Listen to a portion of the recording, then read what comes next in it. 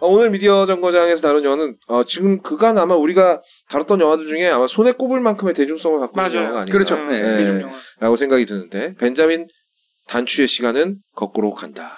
벤자민 그러면 자동적으로 프랭클린이 떠올라. 벤자민 프랭클린이요? 대통령. 이거는 직업병인 것 같아요. 벤자민 프랭클린. 언론인이기도 했고 유명한 사상가기도 하고 그래서. 벤자민 버튼의 일생을 다루고 있는 영화인데 이 영화의 감독이 누군가 하니 데이비드 핀처입니다. 저는 데이비드 핀처가 이 영화를 만들었을 때 약간 이 양반이 아카데미가 받고 싶구나 라는 생각을 했어요. 하지만 실패했죠. 네, 그렇죠. 예, 저는 개인적으로 데이비드 핀처가 만들면 가장 안 되는 영화 중에 하나라고 생각해요. 아, 그래요? 네. 가장 어울리지 않아요. 이 사람은 어떤 비주얼리스트라는 본인의 그거를 참을 수가 없는 사람이거든요. 그러니까 모든 영화를 만들 때 나는 화면 구성을 끝장나게 하는 비주얼리스트야 라는 걸 팍팍 넣어줘야 자존심이 사는 사람인데 널 구성력이 없어. 이 영화는 그런 영화가 아닌데 막 비주얼적으로 돋보이는 영화는 아니잖아요. 그래서 중간에 억지로 넣은 장면이 있어요. 뭐지? 이렇게 뭐 오늘 그 여자가 교통사고 당하는 거 막 교통사고 탁탁탁탁 끊어가지고 착착착 붙여놓은 거 있잖아요. 교통사고 씬. 그러네요. 굳이 그럴 필요가 없는 장면이었거든요. 그리고 당시만 해도 이렇게 그 나이를 역행시키고 막 이러는 게 쉬운 상태는 아니었죠. 지금처럼 CG가 엄청 발달하고 이럴 때는 아니었었으니까. 그때 CG에 돈도 많이 들어갔고 자기 페르소나라는 브래드 피트도 기용했고 뭐 유명한 배우도 잔뜩 기용했기 때문에 근데 영화가 지나고 나니까 어떤 데이비드 핀처 영화 치고 실망인데라는 감정을 걷어내고 나면 저는 제 2의 포레스트 검프 정도는 된다고 생각해요. 그러네. 그런 느낌이 있네. 유사하죠. 자, 그래서 줄거리 소개를 오늘도 우리 봉우리가 해주도록 하겠습니다. 아니 나 못하겠는데? 일단 저 영화 본 지 꽤 오래돼가지고 이게 거꾸로 가는 시계가 만들어지면서 얘기가 시작되잖아요. 그거 왜 만들었어요? 그때 사망한 수많은 군인들을 기리는 마음과 그러네. 이것도 전쟁 전으로 다시 돌리고 싶다라는 마음이 그렇죠. 그게 합쳐져서 인류가 겪은 가장 보편적인 비극이니까 영화를 봐도 이해 못할 수 있다. 알겠습니다. 그리고 물론 이제 이 영화는 그 부분에 대한 설명을 길게 안 하죠. 그러니까. 인상적이긴 하지만 길지는 않지. 벤자민 버튼이라는 아이가 태어납니다. 맞아요. 아이가 태어났는데 낳아놓고 나니까 끔찍한 몰골인 거예요. 노인의 몰골이라고 있죠. 늙어 죽은 사람의 형상을 하고 태어난 거예요. 심지어는 관절이 성한 데가 하나도 없고 막 그러잖아요. 피부도 다 막 검벗었다 막 다 벗겨져 있고 막 이런 상태의 애가 태어나는데 얘는 특이하게도 나이를 거꾸로 먹어요. 1년이 지날수록 점점 더 어려지는 겁니다. 그래서 저는 여기를 정의하는 데서부터 이 영화에 굉장한 철학적 가치가 있다라고 생각해요. 만약에 내가 사실 태어났을 때는 별로 의식이 없잖아. 근데 사춘기를 노년의 몸으로 맞아야 된다는 얘기고요. 그렇죠. 대신에 내가 나이를 먹으면 먹을수록 나는 점점 상태가 좋아지고 젊어져요. 과연 이 삶은 배움말 한번 써볼까요? 로또인가? 행복한 삶인가? 행운인가? 이 삶은 나에게 만약에 내 삶이 이렇게 된다면 로또인가? 신이 점지한 행운인가? 그 정도로 정당한 아닌 것 같아. 아니면 로또 저주인가? 그러니까 저주일 수도 있죠. 근데 어려운 질문이네. 교수님 어떻게 생각하세요? 일단은 행운일 가능성과 불행일 가능성은 모든 인생은 장단이 있는 거잖아요. 그럼요. 예를 들면 늙게 태어나서 점점 젊어지다가 어려지건 어리게 태어나서 점점 막 힘이 써지다가 다시 늙어지건 간에 그러니까 다시 말하면 이 그래프하고 이 그래프가 아니라 이 그래프거든. 그러니까 이렇게 뒤집으나 이렇게 뒤집으나 똑같네. 그렇죠. 다만 이제 최고점의 위치가 살짝 달라지는 것밖에 없는 거죠. 그러니까 이렇게만 달라지는 거지 이거거나 이게 아니기 때문에. 그래서 이거를 반전시키는 의미가 있다라고 보는 거예요. 그래서 어느 하나가 어느 게 더 나을까라는 궁금증은 불러일으키나 본질적으로는 사실은 동일하죠. 이게 그래프가 반전된 거지 그래프를 뒤집거나 한 게 아니네. 그래프를 좌우 반전이 된 거네. 꺾거나 뭐 바꾸거나 그러니까 좌우 반전이 된 거야. 좌우 반전인 거지. 맞아요. 그런데 여기에 또 한 가지가 있죠. 이게 사실 저는 이게 굉장히 중요한 교훈이나 결론의 하나라고 보는데 사람의 삶이란 남과의 삶이기 때문에 남의 흐름과 다르면 힘들어. 맞아요. 저는 그래서 저주 쪽에 가깝다고 생각했어요. 그게 이제 두 번째 포인트가 되는 거죠. 지금 뭐 영화 내용 다 얘기했어요. 사실 이 영화는 줄거리만큼 설정만큼이나 브래드 피트의 외모가 중요한 영화거든요. 사실은 아마 저는 데이비드 핀처 감독도 브래드 피트가 있으니까 이 영화를 만들겠다는 생각했을 거예요. 왜냐하면 브래드 피트는 젊은 시절에 영화를 진짜 많이 찍었습니다. 그렇지. 그래서 젊은 모습이 진짜 많이 남아요. 연령대별로 다 남아있어요. CG를 넣기가 편하구나. 편하지. 만들기 원본이 언제나 존재하는 거야.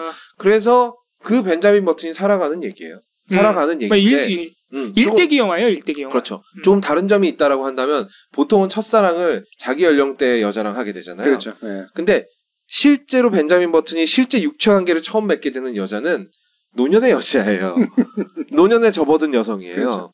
네. 성숙한, 꽤 성숙한 여성인 거지. 많이 성숙한. 그리고 처음 마음을 줬던 여성과는 중년에 돼서 만나게 됩니다. 그리고 이 여성과 같이 잠깐 살게 되는데 행복한 시간 정말 짧죠. 따지고 보면 그렇게 젊음을 누리는 상태에서 두 사람이 정신과 육체가 완전한 상태로 완벽한 결합을 할 수 있는 시간은 일반적인 사람들의 인생에서 한 10년밖에 안 되잖아요. 그렇죠. 네. 근데 문제는 이 두 커플은 비껴나간다는 거예요. 그래서 점점 나이를 먹은 벤자민 버튼이 결국은 어린아이로 돌아가서 죽게 되고 누구의 품에서 죽느냐. 노년이 된 자기 첫사랑의 품에서 죽게 되면서 이 영화는 일단 첫 번째로는 데이비드 핀처 감독의 그 현란한 촬영을 보는 재미가 있고요. 두 번째는 아까 우리가 얘기했던 교수님과 살짝 얘기했던 것처럼 소소한 성찰의 재미들이 있습니다. 그렇죠. 하지만 그게 그렇게 깊지는 않아요. 깊지는 않죠. 네. 사실은 이게 원래 원작이 있는 원작은 되게 짧은 소설입니다. 네, 소설이고 단편 소설이고 원작이 유명한 소설가죠. 스콧 피츠제럴드라는 소설가의 소설집 중에 단편으로 껴있는 작품. 네. 미국 소설가 중에 제일 유명한 사람을 한 사람을 저도록 꽂으라면은 저는 피츠제럴드를 꼽습니다. 그래요? 네, 미국 소설을 영국으로부터 독립시킨 그 대표적인 소설가 중에 하나인데 위대한 개츠비가 물론 제일 유명합니다만. 네네네. 근데 이 사람의 소설의 특징은 깊지가 않아요. 네. 이 뎁스가 별로 깊지 않아요. 깊지 않아요. 네. 되게 아슬아하고 근데 재밌어. 재미가 아주 좋죠. 재미가 되게 좋고 근데 뭔가 하여튼 정서는 담고 있어요. 근데 그 정서에 대한 답을 뭐 깊이 있게 철학적으로 대답하거나 그러진 않아요. 대중적으로 잘 만드는구나. 그렇죠. 소설 작품을. 그리고 미국의 시대상을 정확하게 반영하고 있어요. 미국이 그렇죠. 어떤 나라인가. 미국과 그 당시의 시대상 이런 건 또 굉장히 반영력이 좋아요. 관찰력이 좋은 거지 그러니까. 그래서 시대 정신을 잘 읽는 거지. 네. 그래서 되게 깊이 있는 작가라고들 오해하기 쉬운데 깊이는 그렇게 깊지 않습니다. 네. 그게 이 영화도 약간 그런 것 같아요. 말씀하시니까 엄청 철학적인 것 같은데 딱히 다 보고 나면 그런 거지 않고 해밍웨이나 뭐 댄 브라운이나 이렇게 이제 얘기를 해주시는데 이건 물론 이제 당연히 보는 시각에 따라 굉장히 다르고요. 저는 뭐냐면 영문학이라는 관점에서 보면 영문학은 셰익스피어에서 시작해서 1900년대에서 2000년대 1900년대 초쯤으로 영국이 지배하죠, 당연히. 영어니까. 당연하죠. 네. 근데 이미 이제 1700년대부터 미국이라는 새로운 이제 영어권 국가가 생겨난 거 아니에요. 그런데 어떤 문을 만들어내는 어떤 잉글랜드에서의 문학, 나중에 스코틀랜드의 문학, 이런 것들이 결국은 한 200~300년 지배할 수밖에 없는 거잖아요. 그렇죠. 네. 근데 그때 식민지 문학이라고 하는 것, 미국에서 식민지 문학은 약간 카피 문학처럼 느껴지고, 근데 독자적인 정서를 만들기 시작한 게 마크 트웨인이에요. 허클베리 피뎀, 모험. 그렇죠. 그러니까 이게 아주 깊이는 없지만, 그래도 미국에 사는 미국 사람들의 이야기. 대중소설인데. 막 개척지 막 나오고. 그렇죠. 근데 그리고 그의 배경이나 이야기나 정서나 이게 영국 소설하고 달라. 기본적으로 다르지. 근데 아직은 철학이 이제 그렇게 깊지는 않은 거죠. 그 다음에 뭐 공포서 이제 에드가 앨런 포라든가 뭐 이런 사람들. 피츠제럴드가 나오면서 바로 미국식 소설이 완성이 돼요. 맞아요. 미국의 정서를 담고 미국의 배경을 담고 영국으로부터 뭔가 특별한 컴플렉스를 많이 느끼지 않는. 그래서 대량으로 팔립니다, 소설들이. 잘 팔렸구나. 성공한 작가구나. 성공한 작가가 되죠. 엄청 성공한 작가. 그러니까 미국이 훨씬 더 출판 시장이 커져버려. 역전 현상이. 역전 현상이 나죠. 그러니까 영국 작가들도 미국에서 뭔가를 내야 되는 상황들이 만들어져요. 그리고 나서 해밍웨이는 그 다음에 오는 사람이에요. 그러니까 노벨문학상 탄 사람이 나중에 이제 나오는 거죠. 이 영화의 감상이랄 건 따로 없을 것 같아요. 왜냐하면 보여지는 내용이 그냥 다기 때문에요. 늙은 채로 태어나서 그러니까 정신은 사실 똑같은 거잖아요. 그렇지. 정신적으로는 똑같이 성장하고 있는데 몸만 늙은 채로 태어난 거 아니야. 그렇지. 껍질하고 안에 다른 거니까. 그러니까 그러면서 다른 사람들하고 이렇게 겪게 되는 차이. 근데 사실 정신적으로는 이 사람은 나랑 똑같아. 사실 성장하고 있는 건. 이런 거를 자꾸 장면마다 제가 고민하면서 보니까 굉장히 약간 이해가 어려웠고. 그래서 제가 이 영화를 한 3번인가 봤거든요. 다시 안 보고 왔을 뿐이지. 많이 봤는데 그 다음에 드는 생각은 그래도 마지막에 저 케이트 블란쳇 품에 안겨서 가서 참 다행이다. 나이를 먹으면 먹을수록 이 곡선과 이 곡선의 차이가 극단적으로 벌어져요. 먹으면 먹을수록. 그러니까 두 사람이 40대, 50대 때는 비슷하단 말이에요. 근데 80대가 되면 브래드 피트는 청년이 돼버리고 그렇죠. 아예 소년이 돼버리고 그 케이트 블란쳇은 노년이 돼버립니다. 근데 그럼에도 불구하고 나이를 먹으면 먹을수록 브래드 피트랑 케이트 블란쳇이 비슷해진다는 느낌 받았어요. 이렇게 차이가 극명하게 벌어지는데 두 사람의 사고가 비슷해지는 거예요. 그렇죠. 어렸을 때는 정말 서로에 대해서 아무것도 몰랐거든. 얘가 무슨 생각을 하는지, 얘가 나를 좋아하긴 하는지, 얘가 나를 어떻게 생각하는지 아무것도 모르는데 나이를 먹어서 같이 지내고 난 세월이 쌓이고 나니까 외모 차이가 극적으로 벌어져도 이 두 사람이 생각하는 게 비슷하고 말을 안 해도 이심전심 무슨 생각인지 다 알고. 그렇죠. 사실은 어렸을 때 어쨌든 둘 다 어리고 어리니까 그다음에 나이가 들었으니까 네. 어쨌든 비슷하게 늙어가고 성숙해 가면 이때만큼의 커뮤니케이션하고 네. 이때만큼의 커뮤니케이션 하면 되는 거 아니야. 근데 왜 어렸을 때는 안 됐는데 네. 나이가 들면 되지? 그것도 참 신기해요. 그렇죠. 네. 둘 사이에 굉장히 오랜 기간이 지속되게 나이가 먹어서라기보다는 같이 시간을 같이 많이 보냈기 때문에 그래서 생긴 어떤 커뮤니케이션의 조건이 훨씬 더 좋아진 거야. 오랜 친구 같은 게 되는 거죠. 네. 근데 어렸을 때는 쌓인 게 기본 데이터가 없으니까 잘 안 될 거 아니에요. 네. 근데 어린아이들끼리도 대화는 하잖아. 그럼요. 네. 왜 이때는 그런데 이렇게 잘 안 맞았을까? 그러면 이제 사실은 어린아이들끼리의 대화는 생각보다 깊은 커뮤니케이션 아니란 얘기예요. 네. 일단은. 그렇죠. 네. 네. 근데 그들이 대화가 가능한 이유는 그들끼리뿐이 없기 때문이야. 네. 애들이니까 어른하고 대화할 수 없잖아. 그렇죠. 어른 대화 안 해줄 거고. 대화 상대가 애들뿐이 없어. 그러니까 애들 방식으로 커뮤니케이션을 하는 거지. 외모도 비슷해? 그럼 네. 커뮤니케이션 하는 거지. 더 좋지. 근데 외모가 달라. 너무 달라. 이게 미성숙한 정신이기 때문에 커뮤니케이션 그 경험도 서로 많이 안 쌓았기 때문에 커뮤니케이션 되기가 쉽지가 않은데 네. 적어도 외모라도 비슷하면 비슷한 재미라도 있고 비슷한 놀이라도 있고 그런데 그렇죠. 그게 안 맞아버리잖아. 그러니까 커뮤니케이션이 더 힘든 거지. 근데 나이가 들어버리면 네. 외모 요소라든가 이런 게 훨씬 줄어드는 거야. 맞아. 같이 해온 세월이 훨씬 더 중요하고 심지어 브래드 피트는 젊어졌잖아요. 네. 그러니까 결국에는 인간이 친구가 되고 사랑을 하고 커뮤니케이션 한다라고 하는 건 커뮤니케이션의 그 잡스러운 요소들이 사라지는 상태가 훨씬 필요하다는 거야. 그럼 사라지려면 뭐가 필요해? 서로 알아야 돼. 그렇죠. 네. 경험도 비슷해야 돼. 네.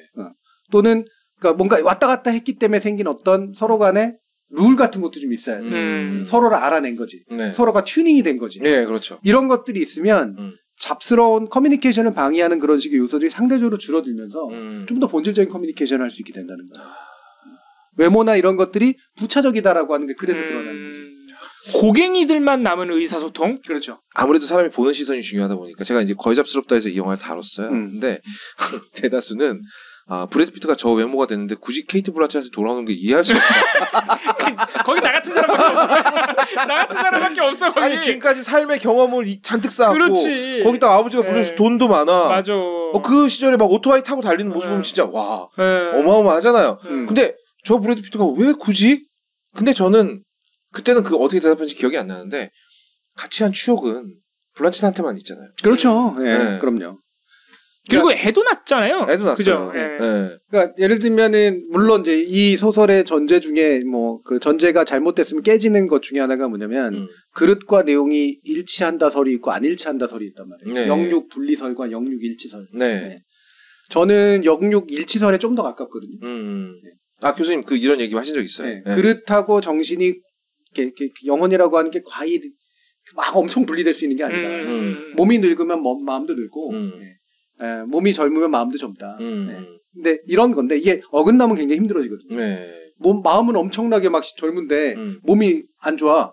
인대 끊어지는 거야. 그렇죠. 네. 네. 막 헬스하다 인대 끊어지고 이러는 거야. 맞아요. 이거를 이제 계속 맞춰나가는 거예요. 그릇하고 정신을 계속 맞춰나가는 거거든요. 근데 이게 이제 사실은 이 나이가 들었지만 정신은 나이가 들었지만 몸은 막 젊어져 버린 에너제틱해버린 이 상태는 과연 좋은 상태일까? 엄청난 어떤 어긋남의 상태. 있지. 네. 그렇잖아요. 네. 이미 이제 지겨울 거 같고 마음도 드는데 몸이 막 계속 막 피가 끓어 막. 네. 그럼 잘 맞을까? 근데 여기서 또 한 가지 설. 마음이 몸을 결정할까? 몸이 마음을 결정할까? 상호 보완적인 관계라고. 상호 보완적인 관계긴 하지만 얻은 게 더 비중이 클 거냐는 말씀이신 거잖아요. 몸이야 몸. 저는 마음 쪽이라고 봐요. 여기는 몸, 여기는 마음. 몸이야 몸. 이런 더러운 체주의자. 몸이야. 사실 다들 고상한 척하지 마. 육체적 욕망에 다들 사로잡혀 있잖아. 배고파서 돈 버는 거고. 사실은 이쪽에 한 표입니다. 저는. 아 그래요? 몸입니다 몸. 저는 규정력이 몸이 더 크다고 봐요. 절체절명의 상황에서 규정력이라고 하시면 결정력이나 규정력, 근본적인 어떤 것들을 만드는 거는 몸이 우선이라고 보고 마음은 거기에 역작용을 할 수 있다. 그리고 또 몸을 끌어내는 건 가능하다. 근데 궁극적으로 몸을 통제하진 못한다. 통제까지는 저도 어려울 것 같습니다. 근데 이런 게 좀 이건 설이니까 이쪽에 살짝 기운 거예요. 아까 표정 좋았어. 점점 봉우리가 나랑 비슷해지는 것 같아. 나쁜 거 배우고 야, 이 좋은 길이 아니야. 나 권하지 않는다 진짜. 나쁜 거 배우고 좋은 길 아니야. 욕망이 누나를 보았다. 캐시 메모리 광인. 지금 뒤에 광인자 붙고 이러면 힘들어져. 광인은 아닌데. 근데 재밌었어요. 네, 재밌었어요. 근데 이제 결국 뭐냐면 이게 이제 사실은 이 영화에서는 충분히 그걸 통찰을 할 수는 없는 그런 상태인 것 같은데 그래서 그걸 접고 나서 그럼에도 불구하고 남는 게 뭐냐면 나이가 들었는데 몸이 젊은 게 젊은 행동을 하게 만들 것이냐. 그렇진 않네요. 아닐 가능성이 높다는 거예요. 오랜 기간이잖아, 소프트웨어가. 그렇죠? 얘한테 내리는 어떤 뭔가가 있기 때문에 몸이 막 밀어 올리는 대로 다 그렇게 행동하진 않을 거라는 거죠. 그렇게 생각하면 또 그 마음이 먼저일 것 같기도 하네요. 그래서 제가 여기서 예를 하나 들고 싶어요. 옛날에 한번 예를 들었나? 저기 옛날 이야기 중에 그거 있잖아요. 이렇게 그 말할 줄 아는 개구리 얘기. 하셨어요. 어떤 노인네가 말할 줄 아는 개구리. 저는 못 들은 것 같은데 왜죠? 이 말할 줄 아는 개구리가 있으니까 이 개구리가 나중에 막 이렇게 얘기한다고. 할아버지 저 사실은 되게 어여쁜 공주인데요. 마법에 걸려가지고 이렇게 된 거예요. 저를 마법을 풀어주시면 저랑 결혼도 하실 수 있고 어쩌고 그러니까 할아버지가 대답 안 해. 한참 시간이 지나고 나서 왜 자꾸 그러시는 거 그랬더니 너도 나이 들어봐. 말할 줄 아는 이 얘기는 안 하신 것 같습니다. 말할 줄 아는 개구리가 더 좋아. 말할 줄 아는 개구리가 더 좋지. 그럼 당연하지. 이거 가지고 다니면 돈도 벌 수 있고. 야, 그거는 약간 육체가 그죠? 육체적인 한계에 의해서 마음을 접은 거잖아요, 그죠? 그 할아버지가. 그렇죠. 이제 그러니까 그 육체가 영어로 디맨딩하다고 표현하는 우리가 나한테 덤벼드는 그렇지. 그걸 맞춰주지 못하는 나의 늙은 육체 자괴감이 들겠지. 인정한 거지. 그리고 좌절하고. 근데 개구리는 예쁘고 귀엽고 말까지 잘하는. 아이고. 그게 더 좋지. 이 정도가 내가 함께 할 수 있는 관계의 유형이라는 거예요. 훨씬 나에게 유용한 관계라는. 그치. 그게 덜 심심하고 서로한테 더 잘 맞는 관계라는 거고. 나를 힘들게 하지 않고 육체적으로. 원래 제목은 벤자민 버튼의 시계는 거꾸로 간다가 아니라 벤자민 버튼이라는 신기한 사례. 이거예요. 진짜요? 그러니까 되게 신기한 이런 일이 있어. 여러분들 재밌지? 그러면 이야기꾼이 얘기해주는 그런 스타일로 이제 원래 쓰여져 있는. 그렇게 짧은. 그렇게 얘기하시니까 아까 말씀하신 그 피츠제럴드? 피츠제럴드. 네, 그 사람의 스타일이 이해가 가네. 그렇게 제목을 얘기해주니까. 그래서 이 작품은 근데 교수님이 이 작품을 고르신 이유가 있을 거잖아요. 네. 단순히 그냥 거꾸로 간다고 고르셨을 것 같지는 않고. 그렇죠. 그러니까 이게 물론 이제 어제도 물론 제가 얘기했지만 뭐 이거 할까 저거 할까도 여러 가지 생각했는데 오늘 우리가 이제 검찰을 하다 보니 검찰 얘기를 또 많이 했는데 그렇다고 또 너무 직설적으로 마술화 뭐 이런 거 해가지고 뭐 검찰을 다루고 이럴 필요도 없고 뭐 내부자들 또 뭐 이런 것도 좀 그렇고 다 아는 얘기니까. 그럼 어떻게 간접적으로 할 수 있을까? 근데 퇴행이라는 문제에 물론 주목을 한 건데요. 그러니까 거꾸로 가는 놈들도 있다라는 얘기. 이게 일단 연상 효과가 있으니까 이것도 있지만 동시에 뭐냐면 확실히 사람들은 다 시간이 다르거든요. 그러니까 우리는 아까도 왜 검찰에 대한 인식, 여러분들의 인식은 꽤 민주화돼 있고 꽤 진보적으로 많이 가 있어요. 많이 가 있을 거예요. 근데 여러분들이 모르거나 아는 다른 사람들은 여전히 어떤 거에 머물러 있거나 심지어는 그 옛날로 돌아가는 사람들도 있어요. 맞아요. 우리가 사실은 굉장히 인권을 중시하는 사회로 나가는 게 맞는데 옛날보다도 외려 인권보다 더 안 좋은 얘기를 하는 쪽들도 생겨나고 있잖아요. 야, 이게 시간이라는 게 한 방향으로 흐르지도 않고 같은 속도로 흐르지도 않는구나. 이건 인생의 진리거든. 사회 발전에서도 진리예요. 이렇게 서로 다른 속도, 서로 다른 방향을 각자 가지고 있는 이 시계들이 만났을 때의 사회는 어떤 것이어야 할까? 우리는 그때 어떤 자세로 다른 사람들의 시계를 대해야 되는 걸까? 사실 이 부분에 대한 질문이에요. 사실 그럴 땐 기준이 있으면 참 편할 텐데요. 그러니까 그런 거대한 교회 중탑 같은 게 있어서 모두들 저 시계를 보고 맞추시오. 그렇죠. 라고 해서 모든 사람이 마시던 물론 그중에도 안 맞추는 사람이 있겠죠. 난 내 시간을 살 거야. 근데 교수님이 말한 시간이 그 시간이 아니라 의식의 시간이잖아요. 그렇죠. 그러니까 이거는 기준이 생길 수도 없고 생기는 것도 이상하잖아요. 그리고 거기에 맞춘다고 해서 맞춰지는 것도 아니고 시계처럼 돌려서 맞출 수도 없는 거니까. 그렇죠. 근데 교수님 말씀대로라면 어차피 곡선에 조금 차이는 있어도 대충 비슷한 그림은 나오니까 그러니까 어떻게 누군가 거꾸로 가도 결국 이 모양은 바뀌지는 않는다는 말씀이신가요? 뭐 제가 이거를 뭐 특정한 결론으로 얘기하려고 하는 건 그냥 질문거리를 던진 거예요. 여러분들도 한번 생각해봤으면 좋겠다. 네. 예를 들면 벤자민 버튼의 이 사례에 대해서 감정이입을 하신 분들은 네. 누구한테 했을까? 블란쳇에게 했을까? 스윈튼에게 했을까? 또는 뭐 브래드 피트에게 했을까? 이들의 부모에게 했을까? 여러 가지가 있을 수 있거든요. 대부분 주인공에게 하죠. 특히나 이것도 재밌는 게 뭐냐면 그래서 시선이 조금씩 바뀌거든요. 네. 원래는 보통 주인공 하나에 쫙 가가지고 같이 쫓아가는데 우리하고 다른 삶의 형태를 가지고 있으니까 삶의 주기나 이런 걸 가지고 있으니까 네. 내내 몰입하기가 굉장히 힘들어. 아 맞아요. 네. 내내 비슷한 시간을 갖기가 굉장히 힘들다. 그래서 중간에 옮겨갑니다 블란쳇한테. 네. 네. 그렇게 될 수밖에 없는 거죠. 이것도 되게 재밌는 영화적 포인트가 있는 거거든요. 근데 어느 순간엔 그래도 어쨌든 둘 그냥 같이 늙은 하나는 어려져 있고 하나는 늙었지만 그래도 같이 늙은 그 둘의 어떤 관계에 그냥 몰입하게 되죠. 그러면서 그 마지막 장면에 같이 그냥 슬퍼하는 아슬아하는 이런 식의 마음들을 갖게 되잖아요. 저는 이게 가지고 있는 또 의미도 좀 있다고 보는데 뭐랄까 이렇게 서로의 삶의 속도나 삶의 방향이나 이런 것들은 굉장히 다르지만 여기서는 이제 두 개로 주로는 대다수는 이렇게 흐르고 나머지 하나만 이렇게 흘렀기 때문에 생긴 네. 큐리어스한 케이스인 거지. 근데 사회를 좀 더 넓혀보면 네. 너무 다양해 시기는. 맞아. 다 벤자민 버튼이야. 네. 혼자만 외롭지는 않아요. 네. 네. 벤자민 버튼이든 또 다른 누구든 간에 네. 혼자만 외롭거나 혼자만 큐리어스하지가 않다고. 그러면 이 시간의 흐름들을 같이 해나가고 있는 사람들을 찾거나 또는 공존하기 위한 방법을 찾아야 돼요. 그러면 이거는 우리한테 주어진 과제라는 거죠. 그 말씀하신 과제가 결국에는 나중에 한번 그 케이트 블란쳇한테 돌아갔던 브래드 피트의 마음 아닐까요? 그렇죠. 그죠. 거기 말고는 내가 딱히 기대고 싶은 데가 없었으니까. 많은 시간 우리 함께 해보니 아무리 이 현실적 한계를 내가 내가 사랑하는 사람한테 고통을 주기 싫어서 떠난 거잖아요. 근데 아무리 생각해봐도 결국은 이 사람밖에 없는. 나한테 위하는 이 사람밖에 안 되는 거지. 그 오랜 시간을 같이 해봤더니 시간을 맞출 수 있는 사람이 이 사람밖에 없더라. 영화에선 그 두 사람이지만 현실에서는 사람이 많으니까 여러 사람일 수 있죠. 여러 사람일 수 있다. 결국 시간이 필요하다는 얘기 아니에요, 근데 또. 그러니까 근데 이게 개인적인 차원하고 사회적인 차원을 약간 나눠서만 이제 그런 얘기를 하면 개인적인 차원은 친구를 찾거나 사랑할 사람을 찾는 게 좋아요. 그래서 그러니까 같은 사이클을 찾거나 같은 시간의 속도와 방향을 찾거나 네. 또는 그게 조금씩 다르더라도 지나게 온 세월이나 뭔가 같이 할 수 있는 힘이 있어서 그래서 그 힘 자체가 중요해지는 네, 그런 관계도 있을 수 있어요. 근데 이제 문제는 대부분의 경우는 여러분들이 아마 살면서 느낄 텐데요. 요때는 맞았던 것 같은데 이때는 안 맞아요. 아 그게 문제예요. 네. 네.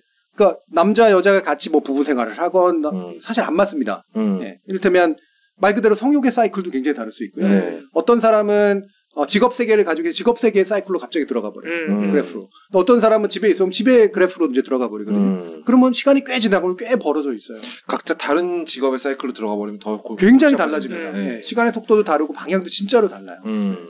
그래서 개인적으로도 결국은 누군가와 평생 한 사람과 또는 한 친구와 똑같은 어떤 그래프를 그려가며 늙어갈 수 있을 거야 라고 생각하는 건 착각이 가깝고 엄청난 판타지죠. 굉장한 착각일 거라는 그리고 부부관계도 그건 마찬가지예요. 네. 근데 결국에는 돌고 돌아서 맞는 사람도 있고 그렇죠? 서로가 안 맞았어도 맞춰가는 경우도 있고 그러잖아요. 어느 것에 가치를 둘 것이냐 때마다 맞는 사람을 찾는 것에 가치를 둘 것이냐 아니면 때로는 왔다 갔다 하더라도 결국엔 오래 같이 지낸 그래서 같이 만들어낸 게 많은 누군가에게 귀향할 것이냐. 이런 부분에 대해서 이제 개인적으로는 좀 한번 생각해 봤으면 좋겠다. 이거는 개인적인 철학. 거의 없다의 개인적인 철학은 여러 사람이랑 사이클 맞춰보다가 오래 맞췄던 사람한테 돌아가는 게 최고다. 그치, 둘 다 하는 거다. 네, 둘 다 하는 거다. 네. 영화에 정확하게 결론하고 있죠. 네. 네. 네. 왜 둘 다는 안 됩니까? 실제로 대부분 그렇다는 거예요. 맞아요. 실제로 대부분 그래요. 네. 그래서 이 영화가 큐리어스한 케이스를 얘기하지만 사실 우리 인간의 보편적인 거죠. 그런 것 같아요. 네, 맞아요. 네. 네. 알고 보면은 되게 특이한 애의 삶을 통해서 드라마틱하게 보여줄 뿐이지 네. 우리 대부분은 맞았다 안 맞고 맞았다 안 맞아서 옮겨 타다가 결국에는 처음에 만났었기 때문에 비슷한 삶을 가졌던 뭔가 오랜 관계가 될 수밖에 없는 존재와 삶을 마감하게 될 거라는 거지. 심지어 브래드 피트의 얼굴을 갖고 있음에도 불구하고. 그러니까. 네. 이건 좀 다른 얘기인데 데이비드 핀처 감독이 최근에 만든 더 킬러라는 영화가 지금 넷플릭스에 풀려 있거든요. 제가 최근에 본 킬러 영화 중에 가장 삼삼하고 흥미로웠어요. 아 그래요? 네. 그래요? 그 평이 갈리더라고. 네. 근데 데이비드 핀처의 데이비드 핀처는 스코피치 잘 들어가고 되게 비슷해요. 재밌는데 큰 깊이는 없어요. 네. 근데 요거 아주 흥미로워요. 뭔지는 제가 말씀드리지 않겠지만 짧으니까 교수님도 한번 보셨으면 좋겠고 저는 이게 21세기 킬러 영화라고 생각하거든요. 지금까지 우리가 봤던 킬러들은 다 19세기 킬러들이었었어요. 어딘가에서 지령을 받고 가서 죽여버리고 근데 이 양반은 완벽하게 21세기형으로 움직이는 거예요. 근데 되게 고리타분해. 되게 재밌어요. 아무튼 저는 되게 재밌게 봤으니까 여러분도 한번 보셨으면 좋겠습니다. 자 마지막으로 사회적인 부분은 제가 남겨놓는데요. 네. 제가 사실 역행하는 존재들을 네. 보면서 우리는 일단 분노하고 짜증나고 열받고 그러잖아요. 네. 이거는 진짜 해결이 잘 안 돼요. 안 되죠. 네. 개인적으로는 옮겨 타도 되고 네. 좋은 사람 찾아가도 되는데 우리 사회를 역행시키는 이 존재들은 어떻게 해야 되지? 그러니까 이들하고 시간이 안 맞아 버리는데 어떡하지?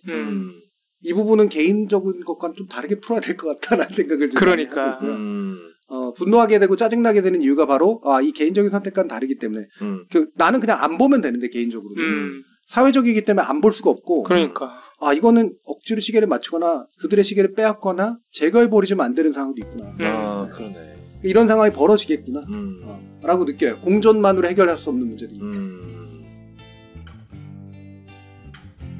이게 시대 배경이 1차 대전 그죠? 1차 대전 직후인가? 그때 태어나죠? 프랭크가. 그럼 그게 거꾸로 하는 시계 도대체 왜 만들었을까요? 그게 기억이 안 나요. 생각해봐요. 1차 대전 직후라잖아요. 왜겠어요? 전쟁을 다시 해야 되나? 뭐라고? 전으로 돌아가죠. 네. 누구죠? 원작 소설이 있다는 얘기를 이 자리에서 처음 들었기 때문에 와 일반공주 글은 읽고 왔는데 제가 혹시 위대한 개츠비 봤습니까? 위대한 개츠비는 아무것도 보지 않았어. 아무것도 뭐를 거의 네. 저 산소가 거의 떨어진 물 속에 있는 이거 같았어요. 뭘 물어보다 아무것도 안 봤어.